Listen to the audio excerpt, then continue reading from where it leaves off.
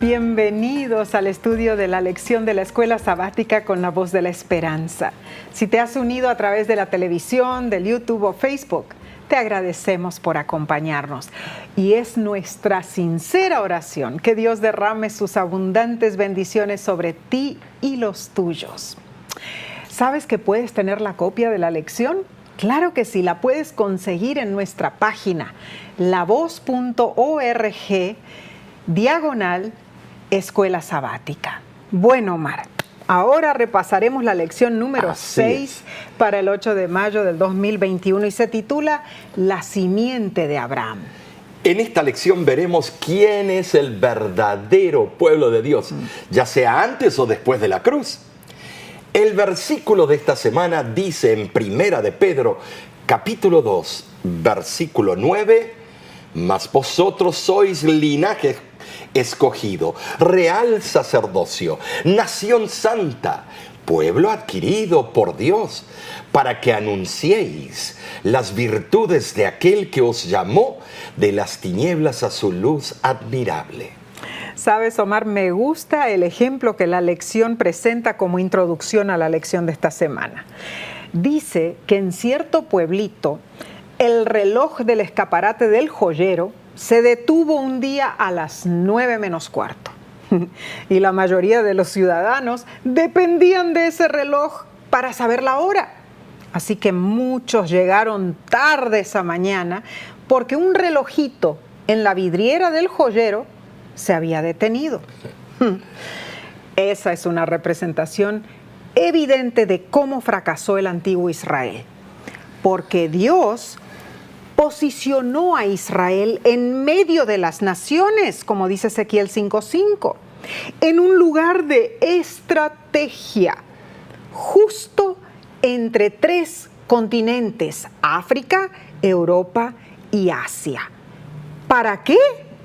Para que fuera el reloj espiritual del mundo. Pero como el reloj del joyero se detuvo, triste en verdad.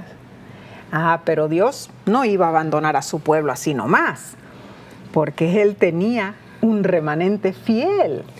Gracias a Dios por su perfecto plan. Veamos las preguntas claves que la lección hace esta semana, y son varias. ¿Cuáles fueron las promesas del pacto que el Señor hizo con Israel? ¿Cuáles eran las condiciones con las que se acompañaban? ¿Cuánto éxito tuvo la nación en cumplir esas promesas? ¿Y qué pasó cuando desobedecieron? En el griego, las palabras genos ekletón significan linaje escogido, clase elegida, pueblo escogido. La nación judía fue una vez escogida para representar, saben decir, a Dios en la tierra. Así es. Pero debido a su incredulidad y dureza del corazón, perdió esa posición favorecida. Claro, y el apóstol declara allí en Primera de Pedro, capítulo 2, versículo 9, que ahora Dios ha concedido los privilegios y la responsabilidad de la nación judía. ¿A quién? A la comunidad cristiana, Omar. Sí.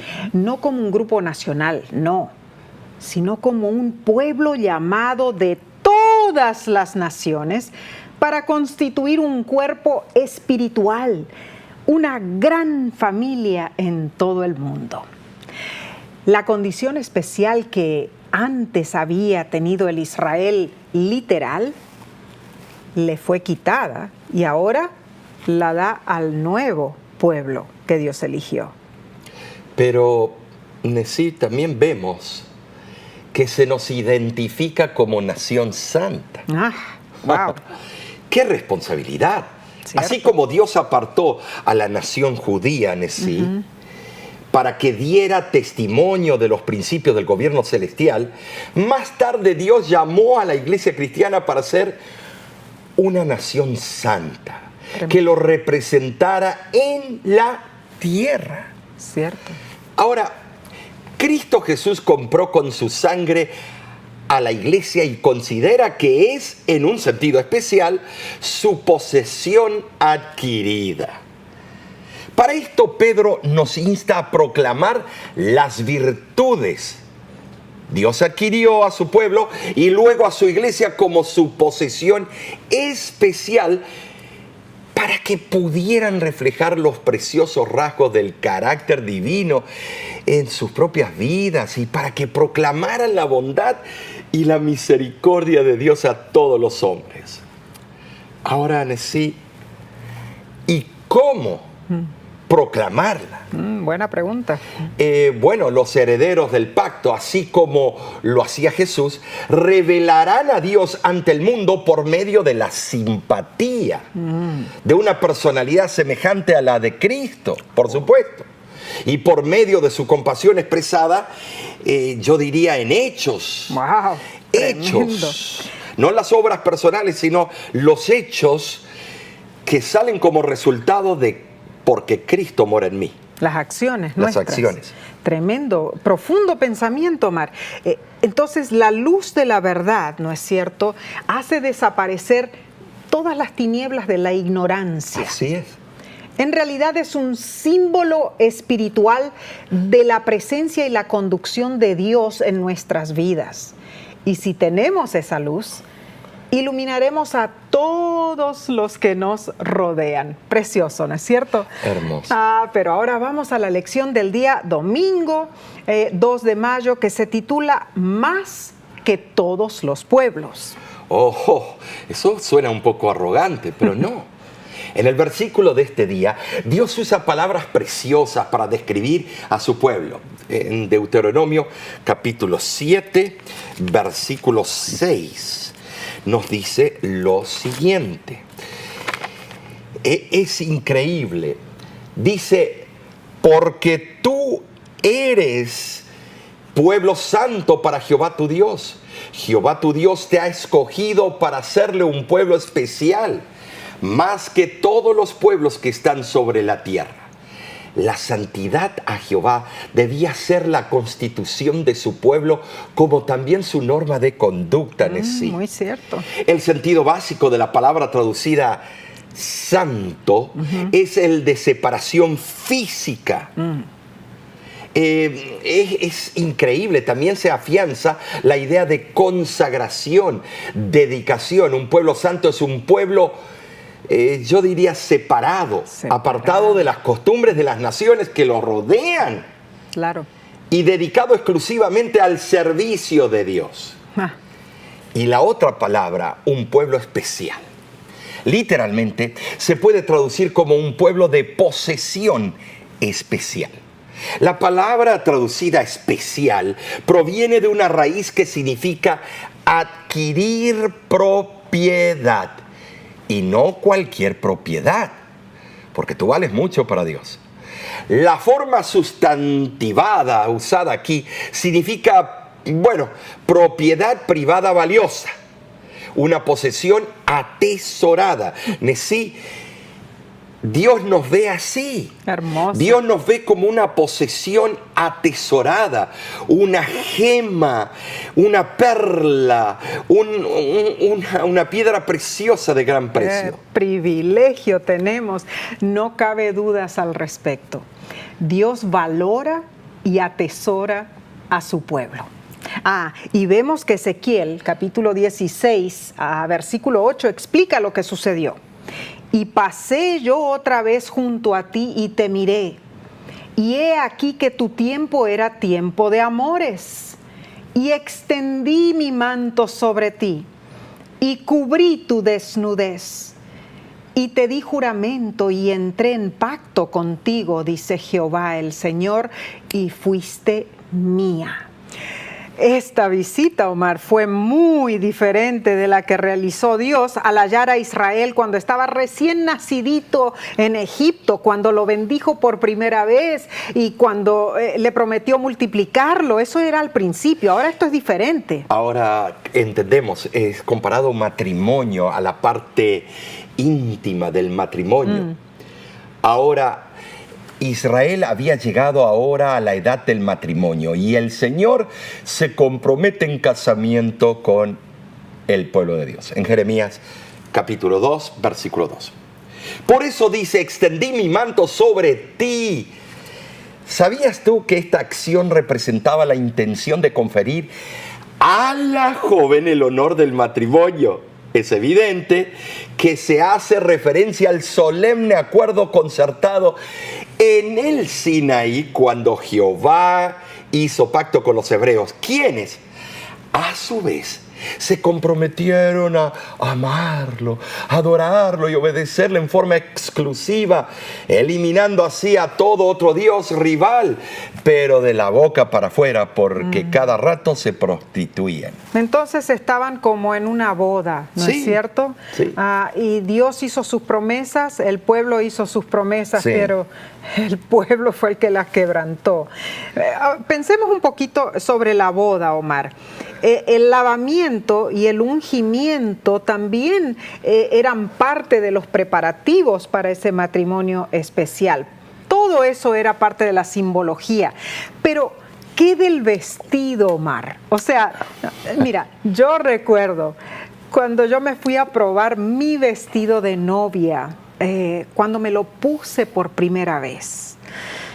Yo me sentí tan especial, porque ese vestido era la prueba de mi compromiso para con mi novio, para contigo. Qué hermosa te veía. En realidad, mira, cuántos años ya han pasado, pero yo no olvido ese momento de emoción. Verte entrar por la iglesia y verte, mi corazón se derretía por ti y era lo más hermoso. ¡Qué emoción!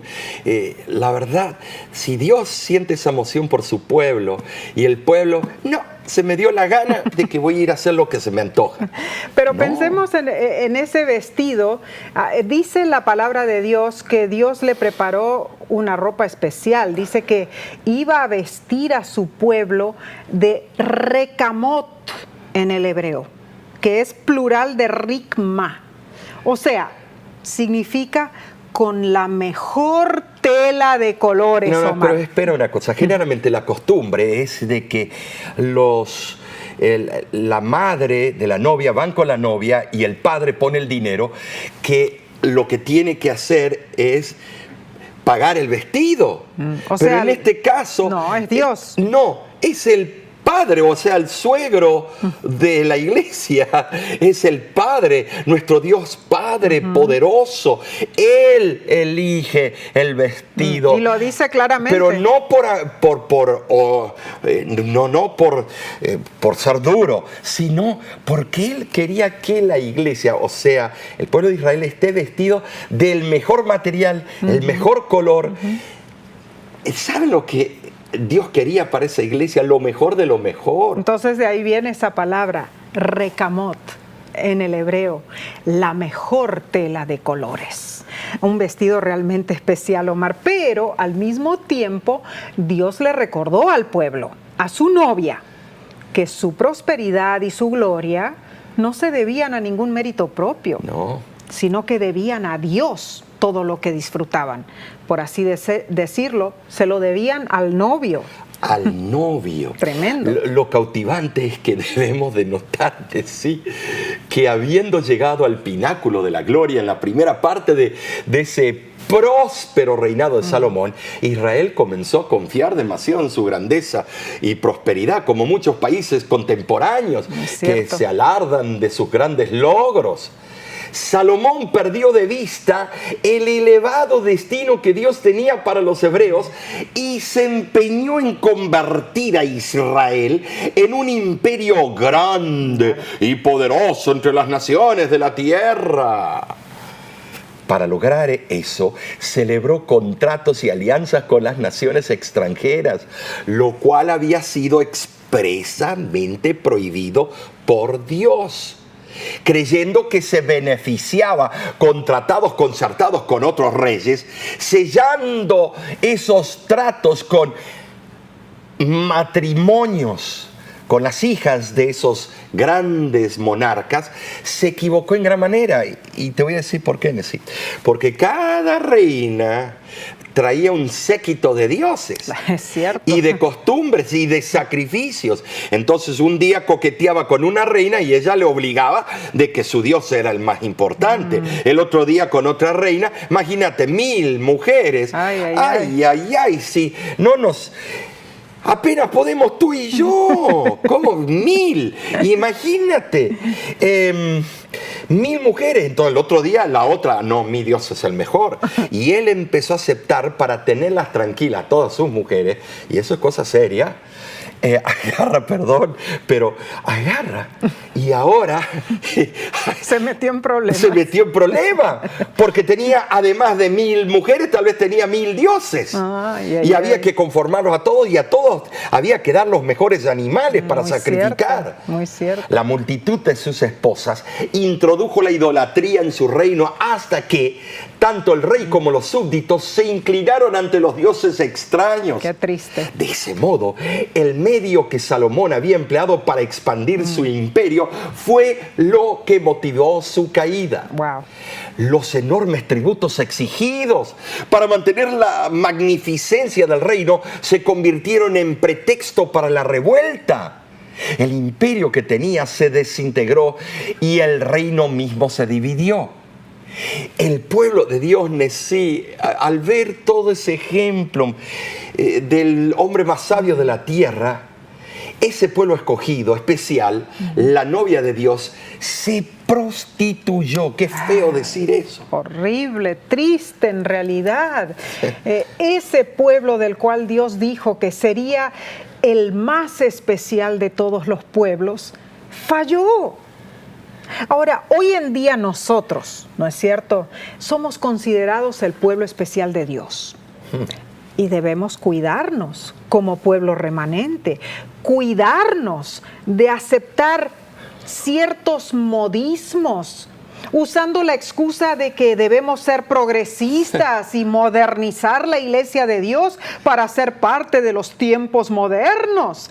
La verdad y el amor van juntas en todas las épocas, y debemos ser fieles hijos de Dios en todo momento. Esto, Omar, es importantísimo, porque Dios no cambia, Dios es el mismo, y así nosotros debemos serle fiel a Él, pensando y siempre reconociendo que Dios fue el mismo para los israelitas, es el mismo para nosotros hoy, ¿no es cierto? Pero pasaremos al estudio del día lunes. Antes tomaremos un corto receso. No te vayas, volvemos enseguida.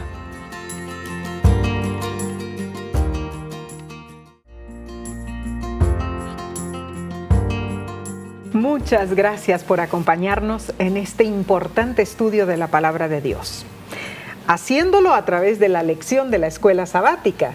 Y ya estamos en la parte del lunes para el 3 de mayo, titulada Acuerdo de Tierras. El autor de la lección nos explica que la promesa de que se daría una tierra al pueblo de Israel, o sea, al pueblo de Dios, primeramente la recibió Abraham y luego les fue repetida a Isaac y a Jacob. Las palabras de José en su lecho de muerte repiten esta promesa. Sin embargo, Dios informó a Abraham que pasarían 400 años antes de que la simiente de Abraham tomara posesión de la tierra. El cumplimiento de la promesa comenzó en los días de Moisés y de Josué. Y Moisés repitió el mandato divino. Y lo encontramos allí en Deuteronomio capítulo 1, versículo 8. Mirad, yo os he entregado la tierra, entrad y poseed la tierra. Y así sucedió. Génesis 35:12 recapitula la promesa de Dios a Jacob y dice: la tierra que he dado a Abraham y a Isaac la daré a ti, y a tu descendencia después de ti daré la tierra. La tierra en sí era parte del paquete del pacto. Pero un pacto involucra compromisos, ¿no es cierto? Recíprocos. El pueblo tendría que obedecer. Las ricas bendiciones del cielo serían derramadas sobre los obedientes. Dios dio una lista de las bendiciones que tendrían por obedecer al pacto. Y estas son importantísimas, Nessie. Claro que sí. Número 1. Promesa de que no habría nacimientos prematuros ni abortos y tendrían éxito en la crianza de niños sanos. Qué lindo. Deuteronomio 28. Qué lindo. Número 2. Lluvias adecuadas a su debido tiempo y las condiciones atmosféricas necesarias para asegurar cosechas abundantes. Éxodo 23-26. Número 3. Una bendición a todos sus animales. Pero el número 4, importantísimo. Un sustento, entendiéndose que no les faltaría el alimento diario. Tremendo. Y el número 5, cuando sus enemigos avanzasen contra ellos en formación, cerrada, fila tras fila de guerreros, según la costumbre de la época, serían esparcidos como si hubiesen sido una turba desorganizada. Wow. Y estoy seguro que Dios les daría muchas más bendiciones. Era como un sistema de seguridad social perfecto. Ahora, Nessie, todos los países de una manera u otra tienen el sistema de seguridad social. Si uno tiene un Social Security, un DNI, una cédula de identidad, entonces viene un momento en la vida que uno es respaldado por ese seguro social. Aunque en muchos lugares está desapareciendo ese sistema. Cierto. Es cierto, en realidad las promesas de Dios incluían ese seguro social y bueno, ese es el único seguro social que es perfecto, claro. El de Dios, porque aquí en la tierra, como lo explicaste, no es lo mejor, ¿no? No. Pero esas promesas de Dios no eran incondicionales, o sea, Israel tenía que cumplir con su parte, lógicamente. La realidad era clara y absoluta. Si desobedecían, perderían la tierra. Si los israelitas se hubieran acatado a la instrucción, habrían sido la lección objetiva de salud y prosperidad del mundo, pero no cumplieron el propósito de Dios y por lo tanto no recibieron las bendiciones que podrían haber sido suyas. Podríamos decir que las manos de Dios fueron atadas por la elección del hombre. No tuvo otra alternativa al ver que el pacto había sido quebrado. Dios no pudo haber sido más explícito con sus palabras. Nessie, Dios les dijo las cosas claras y peladas. Cierto. No tenían excusas. Y tampoco la tenemos nosotros hoy en día. Buscamos las excusas, pero no es Dios que las pone. Es cierto, Omar. La lección nos presenta lo siguiente. Nosotros esperamos recibir la tierra prometida. Así es. O sea, la tierra prometida del cielo y de la tierra renovada. Nos ha sido prometida, al igual que la tierra prometida terrenal para los hebreos. Sin embargo, la diferencia es que una vez que llegamos allí, no habrá posibilidad de que la perdamos. Gloria a Dios por eso. Amén. Pero existen condiciones para que lleguemos allí. Somos salvos por fe, es cierto.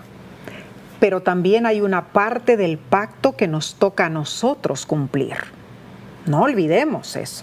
Omar, cuando sabemos la necesidad nuestra de hacer nuestra parte, si hemos pasado por ese matrimonio con Dios y Él nos llama a nosotros, su pueblo escogido, ¿por qué tomamos tan livianamente nuestra parte de confianza en Él? Que somos egoístas, de hacer lo que Él quiere. Queremos recibir. Oramos para que poder recibir sanidad, recibir dinero, recibir esto, recibir lo otro. Pero en una relación matrimonial, tenemos que saber dar para recibir. Cuando damos consejería matrimonial, ¿qué decimos normalmente? Es dar el 200% para recibir el 100%. Hay que dar más para poder recibir. Claro, porque si pensamos en esa manera, es una avenida que va y viene, no solamente que va. Porque eso lleva directamente al fracaso. Claro. Ha llegado el momento que el Señor pide que analicemos nuestra manera de encarar el pacto que hemos hecho con Él. Amén. Bueno, no nosotros, que Él ha hecho con nosotros y que nosotros dijimos, sí, Señor, lo acepto y esta va a ser mi parte, mi compromiso, pero nos olvidamos al dar media vuelta a la esquina. Muy cierto. Entonces, debemos notar que hay un alto sentido de responsabilidad. Cristo te está tocando a la puerta. Él dice aquí, estoy tocando. Si tú escuchas mi voz y me dejas entrar, entraré contigo, cenaré contigo y tú conmigo. Y no dice que va a salir, dice que Él va a permanecer en ese corazón. Entonces, ¿estás listo para abrir tu puerta a Cristo Jesús y que Él more contigo? Vamos a pasar a la lección del martes, 4 de mayo, titulada Israel y el pacto. En el estudio de este día vemos la horrible actitud del pueblo que había sido elegido por Dios.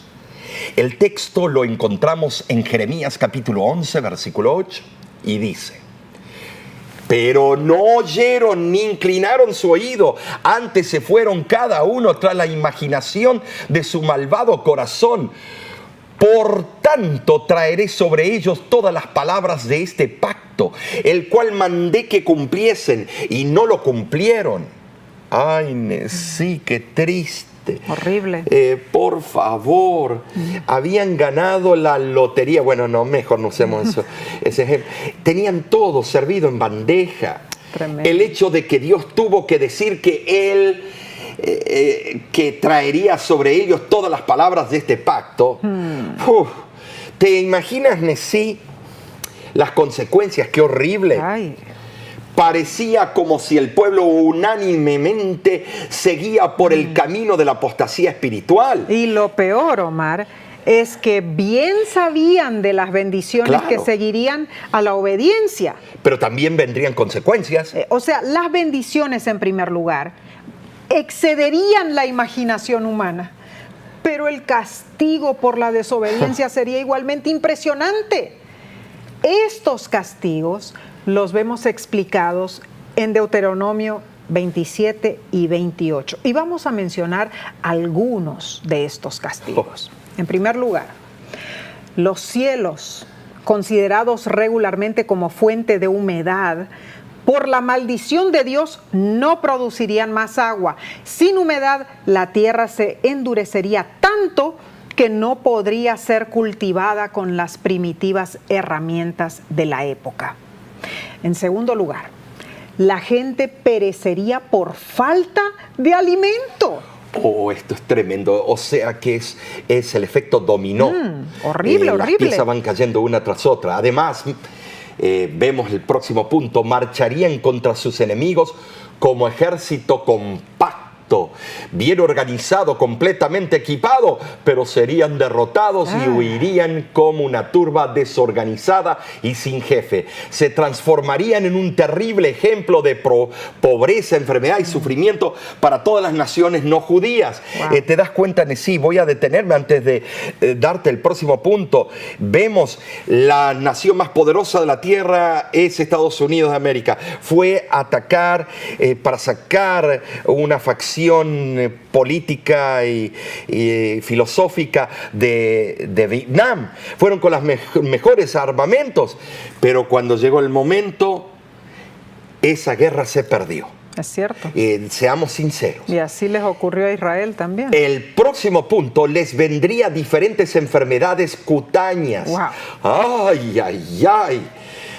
Luego sufrirían de hinchazón causada por hemorroides. Ay, almorranas, algunos lo dicen. Deuteronomio 28, 27. ¿Por qué? Los expertos utilizan, dicen que la forma que es dicho o expuesto en el hebreo era una enfermedad que estaba a la salida del cuerpo digestivo.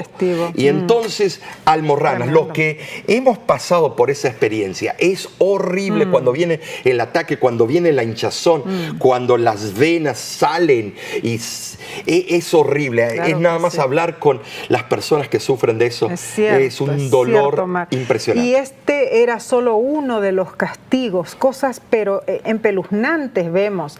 También dice que les vendría ceguera prematura. Otra cosa, los animales domésticos no podrían defenderse, dice la Biblia. Y la gente tendría desesperación percibiendo la inutilidad de cualquier intento para aliviar la situación. La nación sería abandonada de Jehová y su rey sería llevado al exilio junto con su pueblo. Ahora, estamos viendo todos estos detalles. Hay muchos que hacen resúmenes a la lección de la escuela sabática y es nada más el mensaje en sí, que por qué, y es cortito y el otro. Nosotros, la Voz de la Esperanza, hemos querido irnos a los detalles, irnos a estudiar, hacer una exégesis, irnos a las profundidades, para que cuando llegues a tu iglesia puedas resumir todo eso en pocas palabras y hablar de tu experiencia. Claro que ahora, sí. Mirando todo esto que acabamos de decir, lo más triste es que la apostasía de Israel no fue completamente por causa de su desobediencia, no, sino en permitir que su relación personal se rompiera con el Señor. La desobediencia es el producto final. Ruptura que causó la desobediencia y finalmente trajo sobre ellos las consecuencias del castigo. Un divorcio. Wow, Omar. Y ya que hablas de una relación con Dios, la lección es interesante porque nos hace pensar. Pregunta lo siguiente: ¿por qué el aspecto relacional y personal es tan decisivo en la vida cristiana? ¿Cómo podemos desarrollar una relación profunda y amante con Dios si pensáramos en el infinito sacrificio que hizo Jesús para colocarnos nuevamente en relación con Dios? ¡Cuán diferentemente actuaríamos! El libro El Camino a Cristo lo explica claramente y dice lo siguiente: ¿no apreciaremos la misericordia de Dios? ¿Qué más podía Él hacer? Entremos en perfecta relación con aquel que nos amó con amor asombroso. Aprovechemos los medios que nos han sido provistos para que seamos transformados conforme a su semejanza y restituidos a la armonía y comunión del Padre y del Hijo. O sea, cuanto más íntima sea nuestra relación con Dios, tanto más podremos comprender el valor de lo que Él hizo para salvarnos a nosotros, ¿no es cierto? Ay, gloria al Creador de los cielos y la tierra. Gloria a Dios. La verdad que sí. Sí, qué palabras podemos decir para describir lo que ese novio tuvo que hacer, morir para que la novia se avive y diga, no, sí, quiero todavía tener esa relación con mi esposo. Ay, qué cosas, las cosas que tuvo que bajarse el Dios hecho carne, sufrir peor que cualquiera de nosotros para que la novia se sacuda el polvo y entienda. Igual lo rechazaron. Y ahora la iglesia de Dios, el comportamiento a veces que nosotros los integrantes tenemos, ¿para qué hablamos del pueblo de Israel? Ese desprecio, hacemos lo mismo con el novio. O sea, no damos importancia, lo tomamos como algo superfluo. a la jarana. Como si no puede ser dejado para después. Sí, Dios total, le podemos tomar los pelos, arrancarle los pelos. Él aguanta, es tolerante, él perdona 70 veces 7. Pero bien dice la palabra de Dios, primeramente es tener el reino de Dios en nuestro corazón, ¿no es cierto? ¿Y lo demás? Vendrá por añadidura. Así es. Gloria a Dios por su mensaje, por la palabra de Dios. Así es. Y porque el Espíritu Santo está trabajando en ti y en nosotros en este estudio. Claro, pasaremos entonces al estudio del día miércoles, pero antes, Omar, vamos a tomar una corta pausa. Volvemos en unos instantes, no te vayas.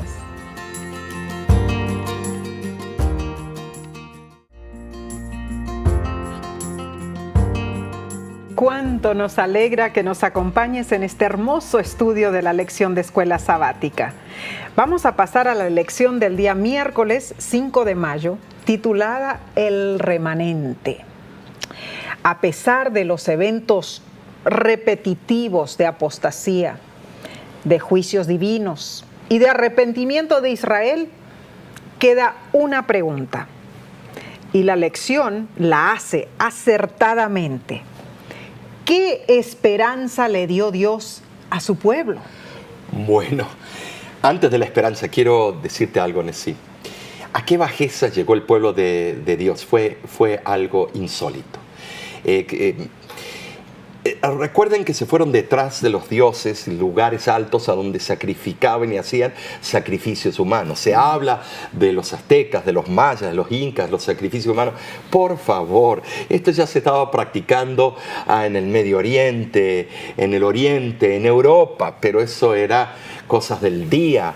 Pero que el pueblo de Dios llegue a esa bajeza cuando Dios le había dado tanto, empezó a entrar la doctrina de Baal, y Baal peor. Y el sumo sacerdote se llamaba Cajnabal, de donde viene la palabra caníbal. Empezaban a sacrificar a sus hijos, pasarlos por el fuego, y luego comían de sus carnes. ¿Saben lo que es eso? Era como un ciclo repetitivo, justamente, ¿no? Y el rey Manasés lo hizo. Dios los perdonaba, volvían a caer y otra vez Dios los perdonaba. Pero ¿saben lo que es comer a tu propio hijo? Dios después te perdona, como a Manasés, llegas al cielo y te encuentras con los hijos que comiste. Ay, no, qué horrible. Y entonces, ¿cómo? ¿Qué sorpresas habrá en el cielo? ¿Qué le va a decir Manasés a los hijos? Perdonen, hijo, por haberlos comido. Ay, no sé. No sabemos Dios tiene eso. otra cinta de medir. El estudio de hoy hace mención de algunos versículos. Y es la esperanza que Dios da a su pueblo, Sí, a pesar de esas barbaridades que le acabo de contar. En Isaías 4:3 dice: y acontecerá que el que quedare en Sión y el que fuere dejado en Jerusalén será llamado santo. Todos los que en Jerusalén estén registrados entre los vivientes. Y en Miqueas 4, 6 y 7 añade: en aquel día, dice Jehová, juntaré la que cojea y recogeré la descarriada y a la que afligí, y pondré a la coja como remanente y a la descarriada como nación robusta, y Jehová reinará sobre ellos en el monte que Sión, desde ahora y para siempre. ¡Ay, qué hermosa promesa! Israel en el exilio es comparado con un rebaño de ovejas esparcidas. Y el plan de Dios para el remanente de Israel se hace claro. En el libro de Ezequiel, Jeremías, vemos promesas de que los iba a traer, reunir de vuelta. Se esperaba que un reavivamiento religioso se manifestara entre los exiliados y que al fin el pueblo de Dios aceptaría su destino divino. Vemos que un remanente da la idea de esperanza. Y sí, es cierto. Se da esa idea de esperanza, pero no podemos hablar de la boca para afuera, tiene que nacer de adentro, de las fibras más íntimas. Es cierto, pero esa era la esperanza de Dios también, ¿no es cierto? Que hubiera ese remanente. Es como si en medio de las malezas todavía podían crecer algunas flores. En Sofonías, capítulo 3, versículos 12 y 13 dice: Y dejaré en medio de ti un pueblo humilde y pobre, el cual confiará en el nombre de Jehová. El remanente de Israel no hará injusticia ni dirá mentira, ni en boca de ellos se hallará lengua engañosa, porque ellos serán apacentados y dormirán y no habrá quien los atemorice. Aquí el profeta está describiendo las cualidades de carácter de ese remanente. El propósito de Dios era que no hubiera entre sus hijos quienes fueran altivos, autosuficientes y vanidosos. No, el remanente a que aquí se hace referencia es el grupo que confiaría en el nombre de Jehová. Ahora, sí, algunos dicen que el remanente del tiempo del fin es lo que sale de la iglesia grande y es un grupo chico. Otros dicen de que el remanente es tal iglesia.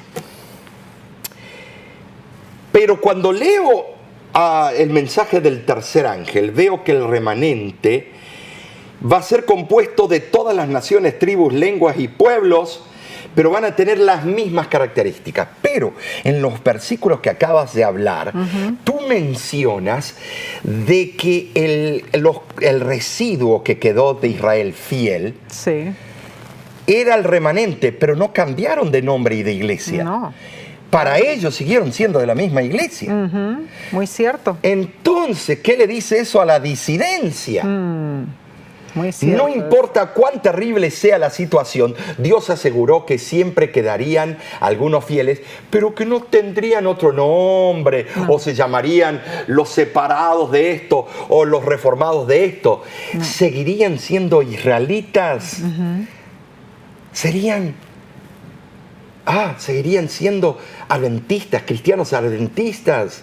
Así es. O sea, no se puede generalizar diciendo que todo el pueblo había apostatado, porque todavía había un grupo que intentaba cumplir lo mejor posible su parte del pacto, Nesí. Claro. Entonces, personas fieles a Dios. Interesante, porque el autor de la lección afirma que, aunque quizás esos pocos fieles hayan sufrido junto con su nación como el exilio de la tierra, la promesa final y suprema del pacto será de ellos. La de vida eterna, Nesí. Qué hermoso. Es de ellos y es la nuestra. Y estamos, como dicen en inglés, estamos perdiendo el tiempo jugando a tonterías, a las canicas, ¡ay, estimados! Porque maravillosa es la seguridad que Dios nos da de vida eterna. Ahora, la sierva del Señor confirmó esa promesa y escribió lo siguiente: cuando los redimidos suban al cielo, las puertas de la ciudad de Dios se abrirán de par en par y entrarán los que han guardado la verdad. Los justos recibirán su recompensa. Sus vidas correrán paralelas con la vida de Jehová. Echarán sus coronas a los pies del Redentor. Pulsarán las doradas arpas y llenarán todo el cielo de música armoniosa.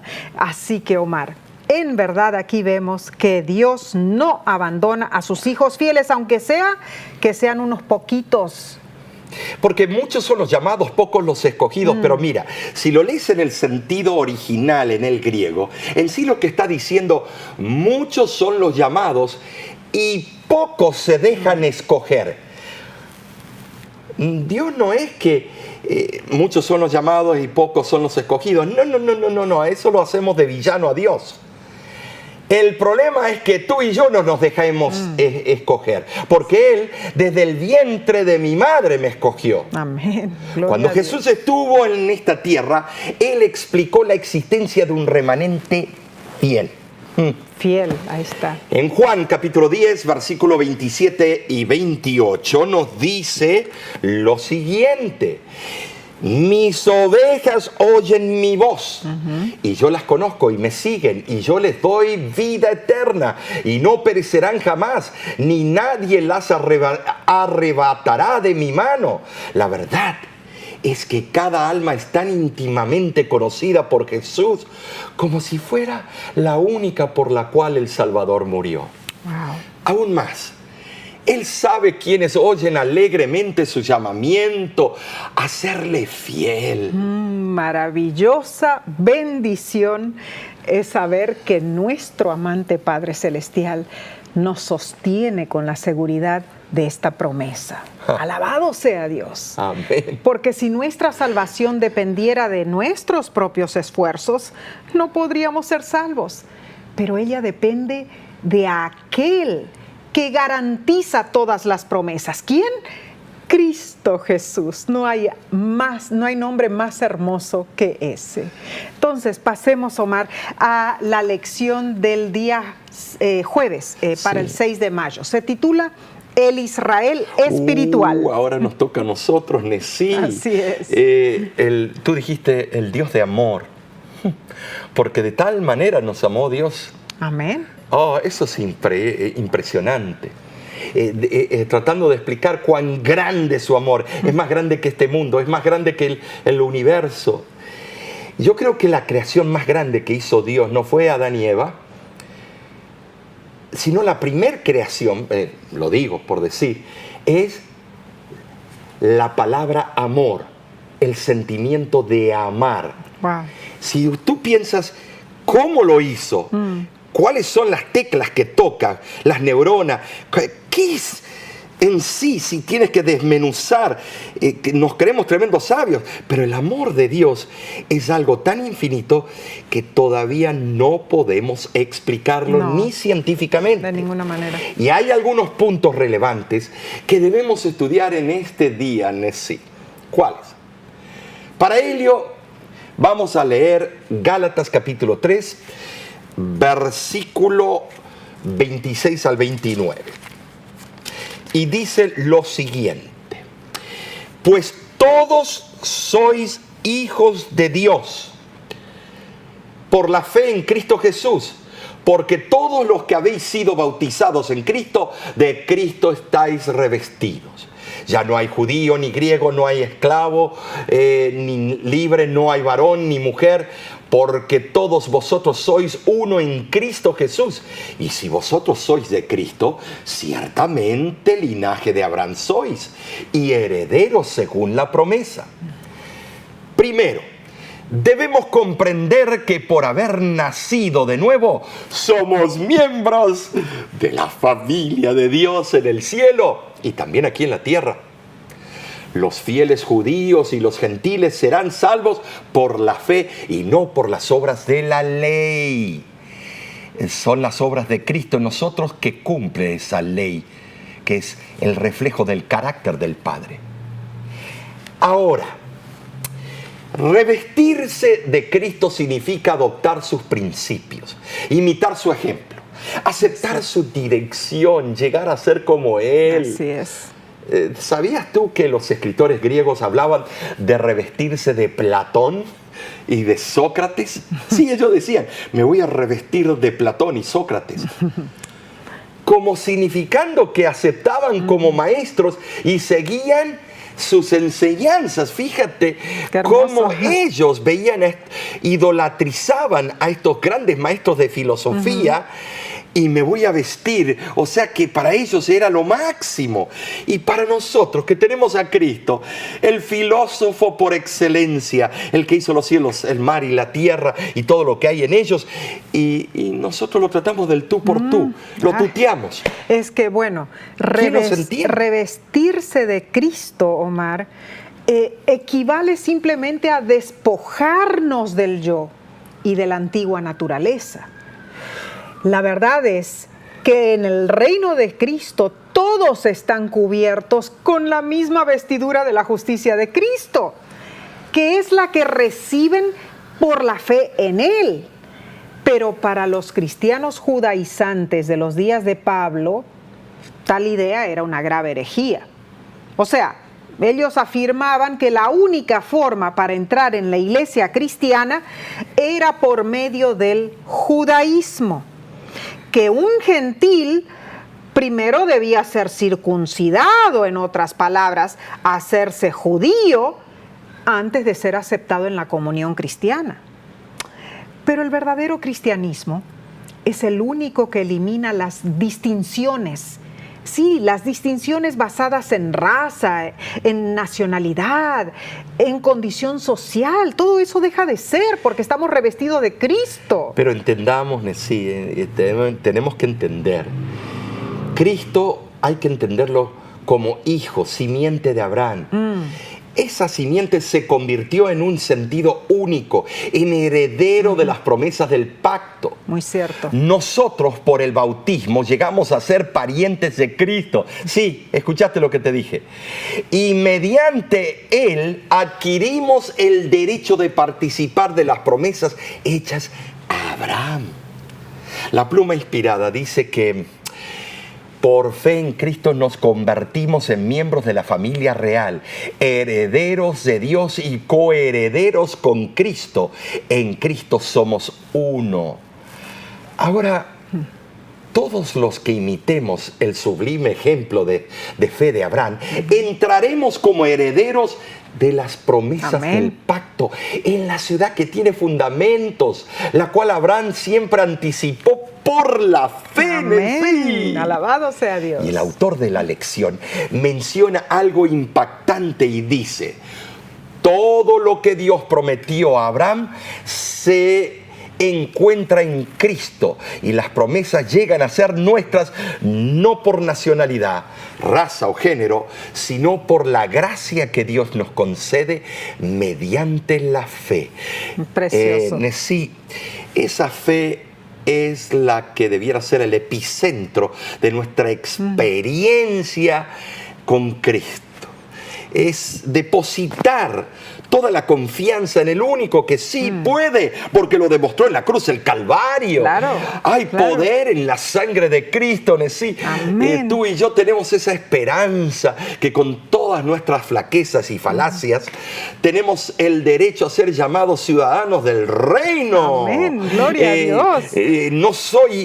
No me van a llamar de ilegal en el reino de los cielos, No. como muchos gobiernos llaman a pobres individuos que están tratando de mejorarse, sino me van a llamar de ciudadano del reino. ¿Y cuál es mi pasaporte? El carácter. Qué hermoso, qué Wow. hermoso. Gloria a Dios. En verdad somos privilegiados porque Dios nos considera algo sumamente valioso. Claro. Y tengo una pequeña anécdota, Omar. Nuestro valor para Dios no está conectado a nuestra posición, a nuestro estatus financiero o nuestro color de piel. Esta anécdota cuenta que un profesor mostró un billete de $100 a sus alumnos y les preguntó: ¿a quién le gustaría tener este billete? Todos los alumnos levantaron la mano. Él agarró el billete, lo arrugó bien fuerte en sus manos y ya cuando estaba bien arrugado le preguntó de nuevo: ¿y ahora quién quiere este billete? Todas las manos subieron de nuevo. Entonces el profesor lanzó el billete arrugado en el suelo, lo pisó con ganas con su zapato y volvió a preguntar otra vez: ¿aún quieren este billete? Todos los alumnos respondieron: ¡sí, lo queremos! Entonces los miró y les dijo: aunque yo he arrugado el billete, lo he tirado, lo he pisoteado, ustedes todavía lo quieren porque su valor de $100 no ha cambiado, o sea, sigue teniendo ese valor de $100. Así es como Dios nos ve a nosotros, aunque hayamos errado, aunque sintamos que no somos nadie, aunque pensemos que nadie nos quiere, nuestro valor sigue siendo el mismo para Dios. Muy cierto. El libro Profetas y Reyes nos asegura que Cristo vino para derribar el muro de separación, para abrir todos los departamentos de los atrios del templo, con el fin de que toda alma tuviese libre acceso a Dios. Su amor es tan amplio, tan profundo y completo que lo compenetra todo. Arrebata de la influencia satánica a los que fueron engañados por sus seducciones y los coloca al alcance del trono de Dios.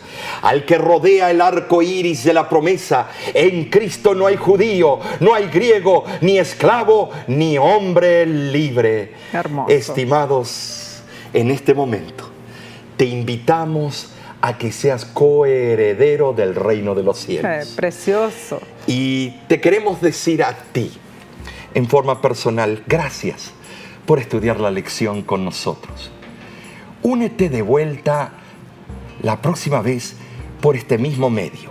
Y sí, vamos a estudiar una lección contundente. La semana que viene. ¿Y Así cuál es. es el título de esa lección? Bueno, la próxima lección se titula El pacto en el Sinaí. Así que acompáñanos nuevamente y estaremos aprendiendo juntos la voluntad de nuestro Padre Celestial para cada uno de nosotros. Te vemos en el Sinaí la próxima vez. Acompáñanos. Que Dios te bendiga.